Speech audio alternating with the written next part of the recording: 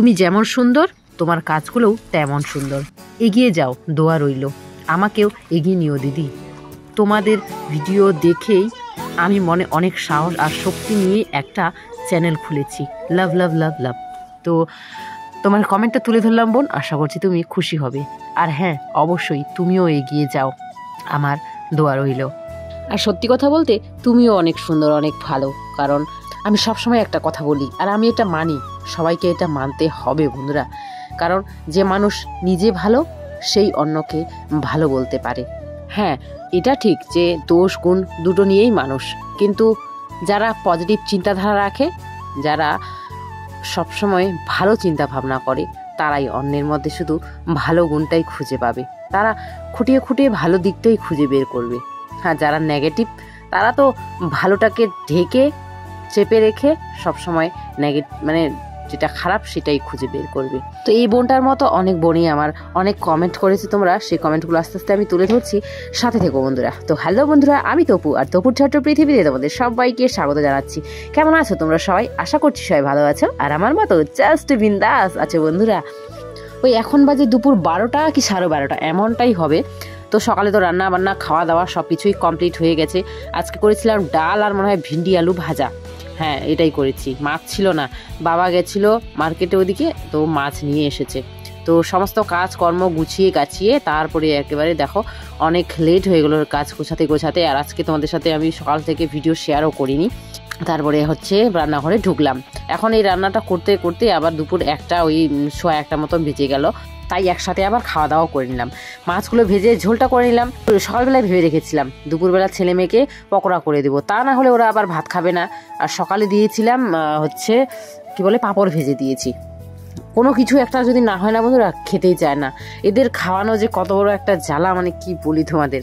তো এই যে মাছের ঝোলটা দেখতে যেমন সুন্দর হয়েছে বন্ধুরা, খেতেও কিন্তু দুর্দান্ত অসাধারণ হয়েছে।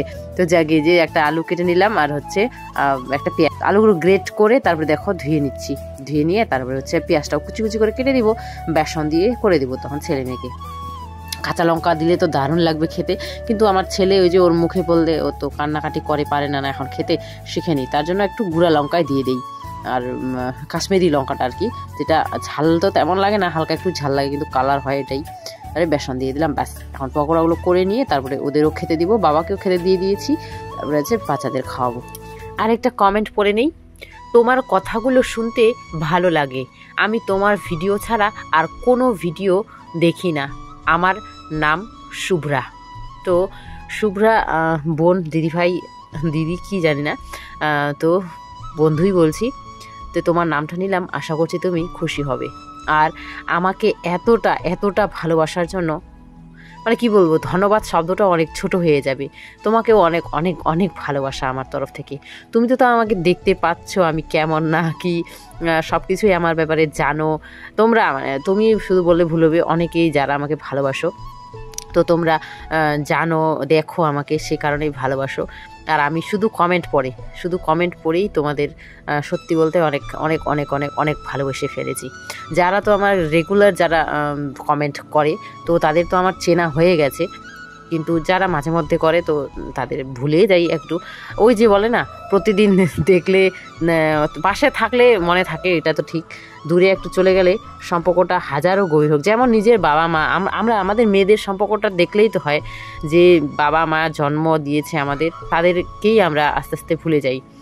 ওই যে থাকা হয় না যে কাছে, তাই না? এখনও যদি বাবার বাড়িতে থাকতাম তাহলে তারাই আমার সব থেকে বেশি আপন মনে হতো, কিন্তু এখন যেহেতু চলে এসেছি স্বামীর বাড়ি, অচেনা একটা মানুষ, সে কিন্তু এখন সবার থেকে বেশি আপন হয়ে গেছে আমার, তাই না?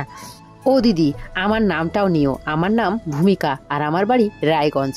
তো বোন ভূমিকা বোন, তোমার নামটা নিলাম, আশা করছি তুমি খুশি হবে। তো আমি যতগুলো কমেন্টের নাম নিতে বলে বা যতগুলো গঠনমূলক কমেন্ট হয়, সেগুলো আমি তুলে ধরার চেষ্টা করি। আর যদি কোনো বোনের ছাড়া চলে যায় তো প্লিজ প্লিজ প্লিজ সরি, হ্যাঁ, মিস্টেক হয়ে যায়, তাই না?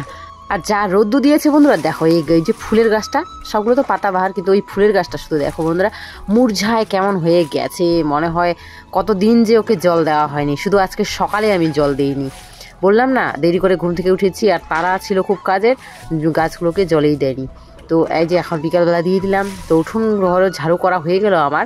ঝাড়ু করার পর তারপরে হচ্ছে ভাবলাম কি ওয়েদারটা এখন দেখো কত সুন্দর। আমি এখন ভাবিনি, আমি দুপুরবেলায় ভেবেছিলাম। দুপুরবেলা বলতে 11টার সময় আমার রান্নাবান্নার কাজ কমপ্লিট হয়েছিল, তো তারপরে ভেবেছিলাম উঠোনটা লেপবো, কিন্তু এত পরিমাণে রোদ্দুর বন্ধুরা, এত গরম, তখন আর ইচ্ছে করেনি।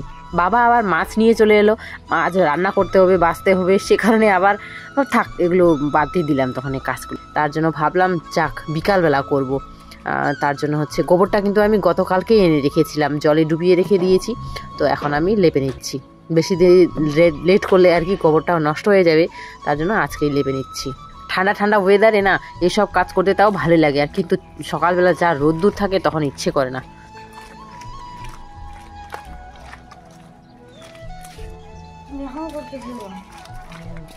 রোদ্দুর কেমন করতে চাইলাম।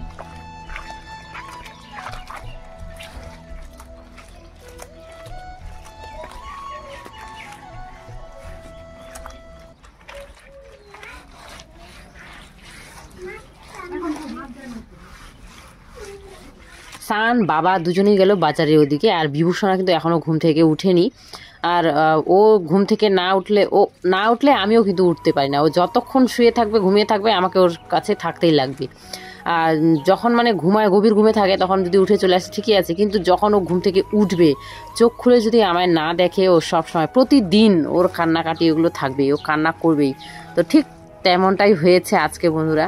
এদিকে তো আমি আপামন মনে আমার কাজ করছি, আর ও তো চোখ খুলে গেছে। ওর যে চোখ খুলে যেই দেখেছে আমি নেই, ব্যাস আমার উপর এত রাগ, ও আমার সাথে আর কথাই বলবে না, আমাকে আর লাগবেই না ওর। এমনটা আমার জন্যই কিন্তু কান্না করছিল, আমি ঘুম থেকে উঠে পড়েছি আগে বলে, কিন্তু আমার কাছেই তখন ও আর আসবে না, এমনটাই করে।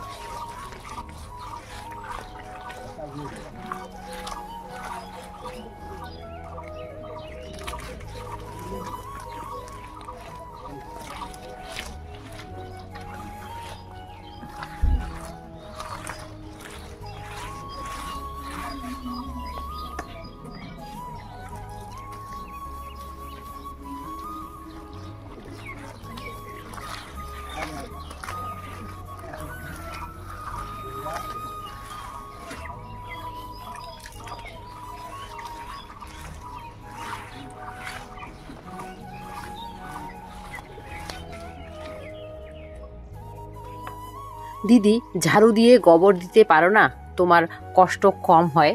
তো এই কমেন্টটা আরও কয়েকবার এসেছিল, তখনও আমি রিপ্লাই দিয়েছি, বলেছিলাম।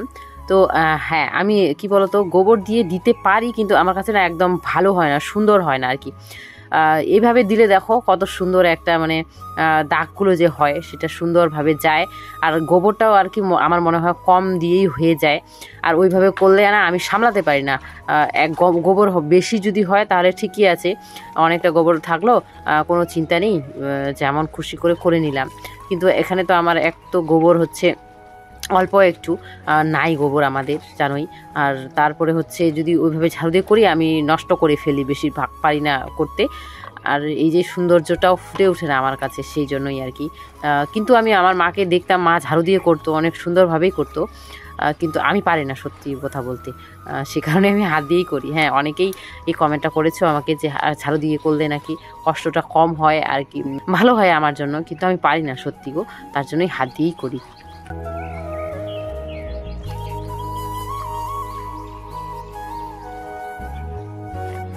আর উঠোনটার অবস্থা একেবারে খারাপ হয়ে গেছে বন্ধুরা, তাই না? ওই যে বৃষ্টি হয়েছিল, বৃষ্টির পর আর কিন্তু লেপা হয়নি, আজকেই প্রথম লেপলাম। আর এদিকে টিনের জল পড়ে, টিনের ছাউনির জলগুলো পড়ে দেখো পুরো ফুটো ফুটো হয়ে গেছে, মানে মাটিটা ধুয়ে চলে গেছে। তো সেটাই দিচ্ছি, লেপা দিচ্ছি আর কি। তো ক্যামেরাটা এদিকে দূরে ছিল বলে তোমাদের সাথে আর কি শেয়ার করাই হয়নি। যখন ওই যে দেখা যাচ্ছে আম গাছটা, বালতিটা আছে ওইদিকে, স্টিলের বালতিটা, ওখানে লেপে পৌঁছাইছি, তখন বিভূষণা ঘুম থেকে উঠে পড়েছিল। তখন ওই কান্নাকাটি আমি দুবার করে ওকে আনতে গেলাম বন্ধুরা ঘরে, কিন্তু কোনো মতেই আমার সাথে আসবে না। ওর কান্না শুনে এদিকে আমার মেয়ে বাইরে ছিল, ও আসলো। তারপরে বিথু আমার ছোট্ট একটা ননদ, ও তো বিভু বিভু করে সারাক্ষণ আসে আমাদের বাড়ি, ওই যে ও চলে এসেছে। আর এই যে ঠাম্মাটা দেখো, বিথুর পেছন মানে একটু পরেই এসেছে ঠাম্মা, তা না হলে আমি এমনটা হতো না। আমার ভয় পেয়ে গেছি অনেক, আমি তো আপন মনে কাজ করছিলাম, বিভূষণা ওদিকে কান্না করছিল, তো সেটাও চিন্তা করছিলাম ও এখন ওর বাবাকে লাগবে, কিন্তু ওর বাবা তো নেই, বাজারে গেছে। তো অমনি ঠাম্মা চলে এলো পিছনে কথা বলতে বলতে, আমি একেবারে এত চমকায় গেছি তোমাদের আর কি বলবো, মনে হয় আমার প্রাণ বেরিয়ে গেছিলো, এমনটা হয়ে গেছিলো।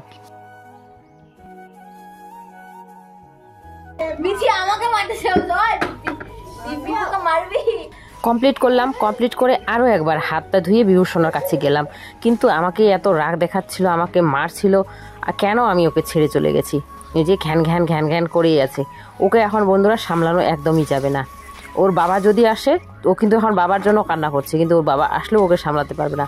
ওর নিজের মনে যখন ইচ্ছে করবে, এই যে এই ঘরটা লেপা হতে না হতেই ওর দেখো এখন কান্না চুপ হয়ে গেছে, ও বন্ধ হয়ে গেছে। ও এমনটাই আর কি, ওকে মানে আদর করতে গেলে ও বেশি কান্না করে, আবার যদি ওকে ছেড়ে দেই তখন ও নিজে থেকেই চুপ হয়ে যায়। তো গোবর যেহেতু পাই না বন্ধুরা, গোবর নেই বলা চলে, অল্প একটু দেখো ওই গোলাটা দিয়েই আমি এই রান্নাঘরটা অনেক দিন হয়ে গেল, অনেক দিন দেখে যখন মানে লেপি তখনই তো তোমাদের সাথে শেয়ার করি, তো অনেক দিন পর আজকে লেপে নিলাম, আর এটা আমি সকালবেলায় লেপেছিলাম। তো যাকে বন্ধুরা আজকে ব্লগটা এখানে এন্ড করলাম। সবাই ভালো থেকো, সুস্থ থেকো, আর তো চট্টগ্রামের সাথে থেকো। এত গরম।